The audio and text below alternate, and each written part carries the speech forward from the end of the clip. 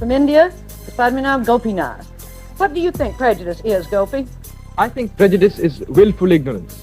It is dictated only by emotion, and the fear and suspicion it creates has caused more bloodshed than anything else I can think of. And as all great people, I always seem to think that they're English, and aren't I lucky to be an English person because it's so nice? Well, that's extremely interesting because I've noticed that most Englishmen think that history began with the signing of the Magna Carta.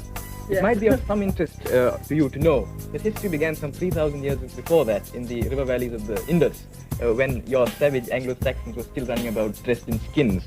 Because I would say that India was friendly towards Britain. I should say so, and that is the credit which lies entirely with us and not with you.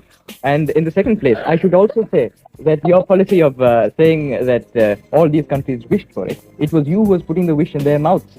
There was not much they could do. What is Sarawak, by the way? Who are the responsible people in Sarawak? It's a rainforest.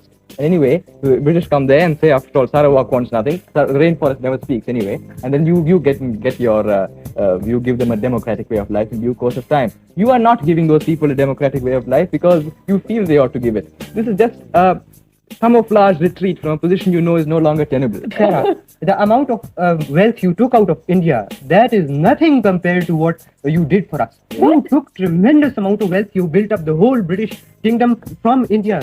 But what is material wealth? You know what material wealth is.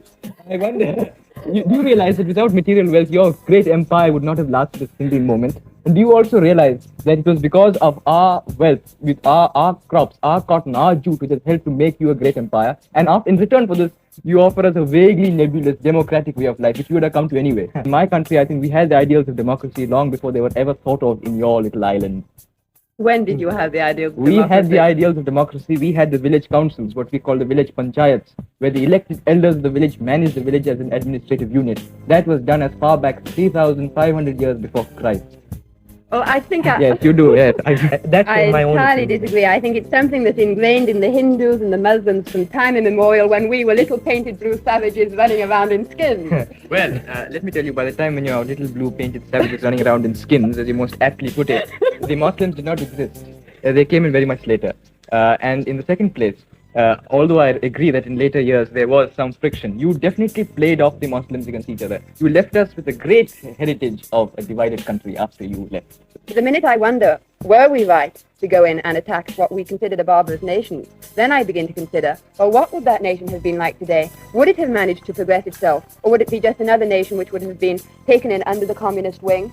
I wouldn't know exactly as to that, but I'm sure that democracy could have evolved on its own. It's not necessary, it was not injected by you into our veins. We did not require that injection.